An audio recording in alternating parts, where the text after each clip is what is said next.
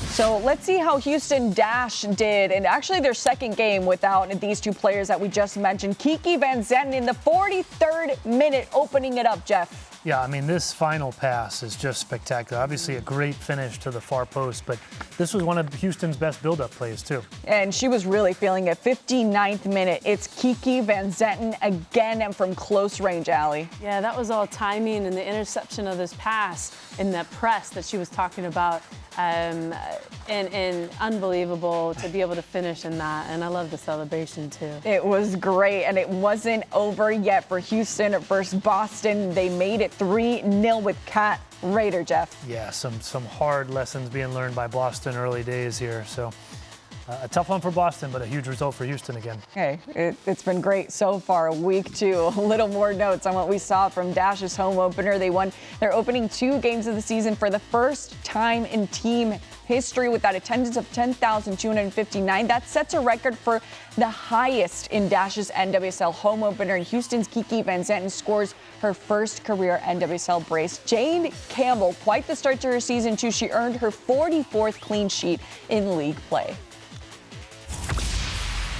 We just saw her 2 goals, and we see her now in studio with us. Kiki Van Zanten, welcome to Futbol W. We were just able to enjoy, yet again, your first career brace. How are you feeling after that, and especially in front of a record crowd in Houston?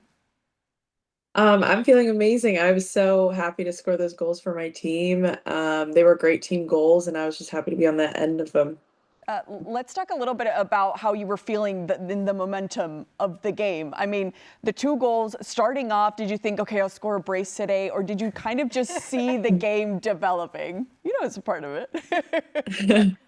I saw the game developing. I thought we were so energetic and everyone was sticking to the game plan. And I think we scouted Boston really well and just went exactly according to plan, and we worked on these build-ups in front of their back 3 all week, and I was happy that one of these pressing moments also came to fruition. That's what we worked on, pressing and building in front of their 3, and yeah, just happy to get on the end of this. And Kiki, you came into the first match and really changed the game and then earned your brace in the second match. What does that say about your mindset and how you approached this game? I'm just always grateful to be on the field. I think I'm playing a position that I don't normally play, so I was just excited and ready to take in information. Every game is different, requires different things, so I think just my mindset is to always stay ready. Kiki, at a team level, I mean, a hot start for Houston, one, you know, the best one that we've seen from the Dash. Is anything to you from the inside? Is anything different about this year? Does it feel like a continuation of last year, or take us sort of inside the early success? Yeah, I think we've worked so hard as a team to kind of build our interpersonal relationships and create that trust on the field that we have together. And if someone makes a mistake, it's totally fine. We're tracking back for the other one. If one person decides to press, the other 10 decide to go. And I think knowing that 10 people have your back based on whatever decisions you make on the field has been huge for us. So I just think the strength of the roster and the trust that we have for each other is so different than the years past. And Kiki, going back to your individual performance in the match and talking about both of those goals, your movement looked extremely sharp. You were talking about pressing moments and really capitalizing on that. What were you seeing in those moments, and do you feel like you're playing right now with a lot of freedom?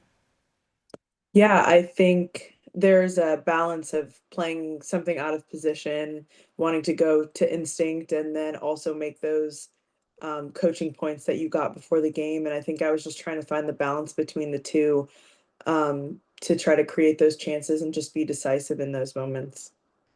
And I mean, talking about those, I mean, pressing moments, as Ali said, you mentioned it earlier, Kiki. I'm curious.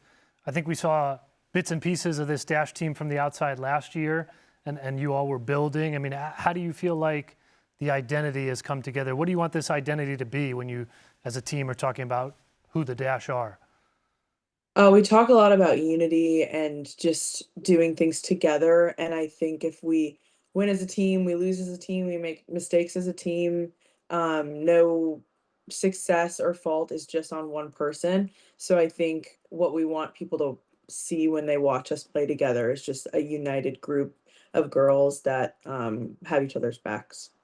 It seems like Houston, this was the team's kind of only savior, right? To stay together, to kind of go through the motions, whether it was coaching changes, whether it was changes or rumors about going elsewhere, Houston Dash in general, Kiki. So going back to what Jeff said about the locker room environment, who are you seeing popping up as the main leaders that help you out when maybe some unexpected adversity is kind of in front of you guys? Yeah, I think I've been at the club for 3 years and have seen quite a few coaching changes and um, a lot of player changes as well. But I think there are some younger players that are starting to step into more of a leadership role. And I think Avery Patterson is one of them. We look to her on the team to kind of be a spark plug of energy. And Maggie Graham is starting to be a voice for us in the midfield. And they're two of my closest friends on the team. So it's great to see them stepping into these roles. And then we obviously have some older players like Jane and Sophie Schmidt that are just constants within the team. And when changes happen, we kind of look to them to keep our head on straight and guide us through any difficulties or adversity. And Kiki, you just had a special moment playing against your sister. How was Mhm. that going up against her? And one, are you friends after the match? And two, how is that, for your family to celebrate that moment? Oh, it was so special. I think that was one of the highlights of my career. I would have loved to be on the field at the same time as her, but so special. I think we missed a lot of our careers growing up. We're about 4 years apart, so we were always so invested in each other's journeys, but kind of from afar. So being able to share the field with her and hopefully internationally with Jamaica coming up is so important to me. And we had about 25 family members come out that rented like two 15-passenger vans, and Yes. it was at this humongous Airbnb. So she drove me home after the game and we went and spent some time with the family that all showed up. But it was so special, and yeah, I'll never forget that night. Oh, I love that, Kiki. I mean, I have an older sister myself. So what is the biggest lesson that you've taken from her, whether it's on the field or off the field as a sister in general?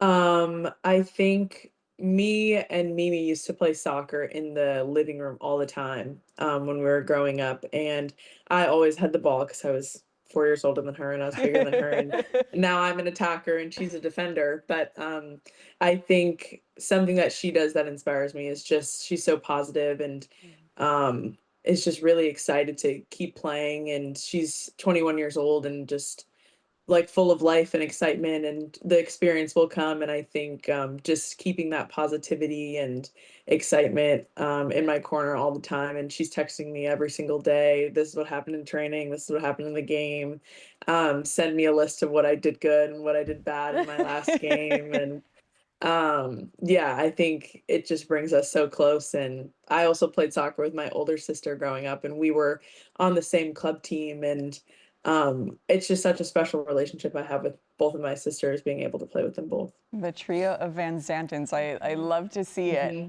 Kiki, let's talk about what's coming up this Friday for Dash. Angel City has had quite the start as well, but I mean, everybody knows here, I'm pulling for Houston Dash. Avery Patterson is my breakout player of the year, so I hope she doesn't disappoint me. I don't think she will. But talk to me about the expectations around this game on Friday, especially after this hot start the Dash have had. Yeah, I think everybody's pretty pumped. LA's been coming out flying just as much as us, so I think it's going to be such a good game. We're working really hard behind the scenes to, break them down and figure out what will work against them, because obviously every single team is different. But yeah, we're just excited to play against a team that's been having a lot of success and try to make that stop. But yeah, I think that game will be super interesting to watch and pose some new challenges for us.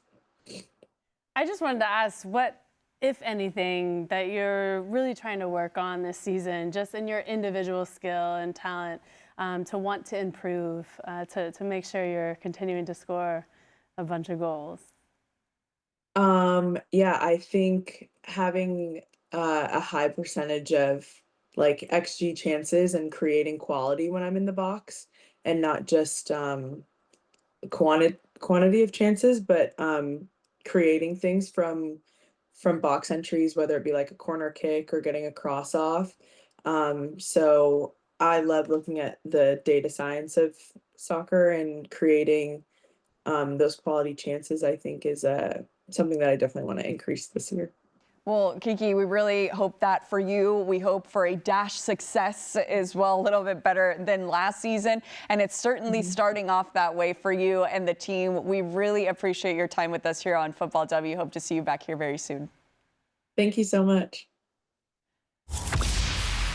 So happy to have Kiki on the show. Hopefully she'll be back, if she scores another brace or maybe a hat trick. But for now, this is what we've seen from her with the club, as we know. Third place in CONCACAF W Championship 2022, as she said, looking forward to playing with her sister in Jamaica after those 13 career appearances for Jamaica, scoring 3 goals and has 4 goals for Houston Dash in 23 NWSL games.